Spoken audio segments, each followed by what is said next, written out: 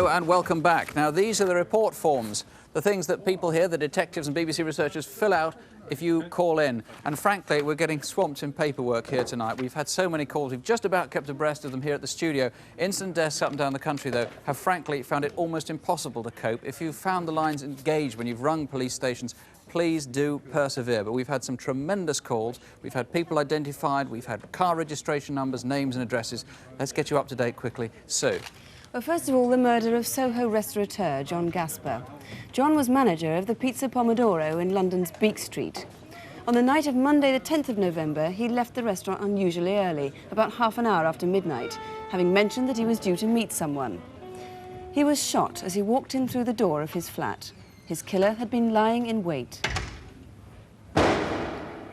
Just 5 days earlier, someone presented a forged letter of authority at Banham's, the locksmiths, to obtain a duplicate key to John's flat.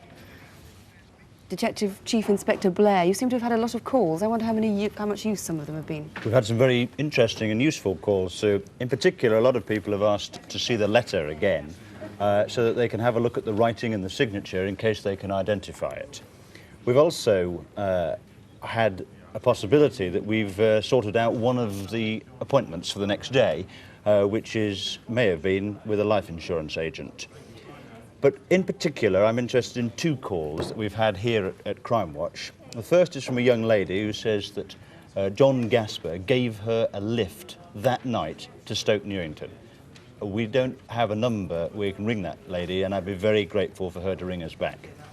Most importantly of all, though, we've actually had a call from a man naming himself as Pizza. Now, I received that call myself, and I would be very, very grateful to receive that kind of call again so that I can get more information about John Gasper. I know you have had some names and you're checking those, but could you remind us again what you're looking for? Yeah, the 3 points are, the first is, did anybody see John Gasper that night? The second is, was anybody in Banham's on that day, the 5th of November, when the key was cut? And the third and most important of all is, does anybody know John Gasper and who has not yet contacted the police? A lot of people did. Let's hope they do. Thank you, Mr. Blair. Now, the gang that have been robbing elderly people in Northamptonshire. 3 men have been seen at a garage on the A1. They may have been involved in the attacks at several nearby villages. Something they said there gave a hint as to their identity. How are you today, then? Fine. Been a bit busy, though. Yeah? What have you been up to? I've been around flogging pictures. Oh, beautiful seats, aren't they? Right, I'll bring some in for you next time. And a second crucial clue was a Polaroid photograph. Now, this is the photograph, and we're not going to show too much of it again now in detail because the woman almost certainly has been identified. We've had, I think, 15 calls, Bill, who have rung up, all giving the same name for this woman. Yes. Now, she has nothing to do with the crime, as far as you know, but this picture was left behind at the scene of a crime. That is correct. Even her mother has rang in to identify her as her daughter. Right. We've now sent detectives along to see this lady to see if we can confirm that. Right. Now, you've had so many calls. I know you haven't yet been able to read through all the report forms. No, it's tremendous. We're getting a good response from the public. I'll reiterate what you say. Keep ringing in, even though the phones are engaged. Bide your time. Be patient. Please keep ringing. Now, you've got registration numbers galore. You've got details of names and addresses galore. Yeah. Clearly, you've got a lot of calls, too, from members of the criminal fraternity. This was a particularly horrible crime, attacking old people. That is true. We've had lots of calls from them. They don't like this type of crime against defenceless old people. They understand the dangers, their health. They think about their mothers in this situation. Let's have the calls keep going. Bill Clark, I'll give you the rest of these to get through. Thank you very much. Thank you. Well, now to see whether we've had any luck in tracking down that tapestry or any of the other works of art we were looking for. Mr. Souter, possible good news, I gather, on the miniatures which were stolen by bogus telephone engineers. Yes, this is all getting very exciting, actually. We've had calls from all over the country, including the south of England, London and York, from various collectors, dealers, who've spotted miniatures like this being offered for sale at various antique markets in the country. Please keep ringing, There's one because particular all these calls are being followed up. One particular call I would like to remark about, it was from a gentleman ringing from the Hook of Holland, who said that only last night he was offered some paintings of people under suspicious circumstances. Now, would he please ring again? Now, they could be the miniatures, or they could be the wall panels. They could be the miniatures or the panels, but we would like him to ring again to clarify what he was offered. Any news on those wall panels? Not exactly on the panels, but the van involved. Last Monday, we have a report of a blue van calling at a filling station on the North Circular Road near the Winchmore Hill Junction. The driver inquired of the attendant that directions to Portobello Road. This has been followed up at this moment. And briefly, nothing under the tapestry, but you're convinced it's going to end up in Belgium or Holland? Somebody knows where it is. I'd like them to get in touch tonight. Yes, we're sure all these will surface sooner or later. Mr. I'm sure they Souter, will. thank you very much. Thank you.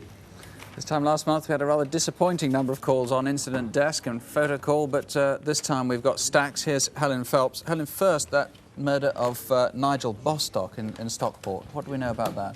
There have been many calls, mainly about Carl. And to the relative of Carl who rang in starting to give his whereabouts, I appeal to you, please call again. Right. The robbers who went into the building society in Shoreham had the misfortune to be videoed by a camera which was in full colour and took sound of their voices. 20 calls have come in about this robbery. One of them was from a young woman who rang Shoreham CID. She seemed to know these men. The CID officers are asking her to call again. Their number is 0273 454 521. And lots of calls I know on that. It was a burglary, not a robbery, a burglary in Luton, where it was a hotel and one of the villains actually leapt out through a window to get away. Well, these have generated a lot of calls, giving names and addresses of the men. What one photograph didn't show, that the dark-haired man had a tattoo on his chest and fingers of his left hand. This photo, I should say, was processed from a camera they left behind at the scene of the crime, rather foolishly. That's right. Well, if anyone does recognise these two, particularly with that mention of the tattoos, please call again. Right, you haven't by any chance managed to find who owns that porcelain that was recovered, have you? Well, we have. A woman from Norfolk has rung in. It's been in her family since the Second World War. But it was stolen from her home in 1978, and since then she hadn't seen hide nor hair of it, till now. Nice, smashing news. Alan, thanks very much.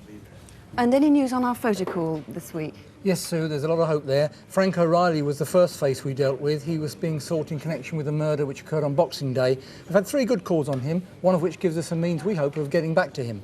Secondly, we dealt with Lytton Clinton Hamilton, again a murder suspect. Possible sightings again, and something that fits in with something the officers here already know, so they're hopeful. Thirdly, another murder, Scouse. Believed possibly to have a Geordie accent. We've got 4 possible names there, and 2 anonymous women have called in giving the same name, so we're hopeful. Lastly, our Ashford Building Society robber. Well, another anonymous caller has called in and given us a name. We'd like any callers who've given us names on all these people to call again, please. Everything will be treated in the strictest confidence. Well, thank you, David. And that's it for this month. The police, of course, will be continuing to work on all tonight's cases, and we'll tell you next month of any further developments. The main number here in the studio stays open from now until midnight, and we'll give you a list of local numbers in a moment. So anyway, we're still getting a lot of calls in from the continent, a lot of calls from people who are getting local numbers of incident desks from BBC CFAX. Thank you for watching, thank you for calling if you did, and if you're heading off of bed, please don't have nightmares, do sleep well. Good night. Good night.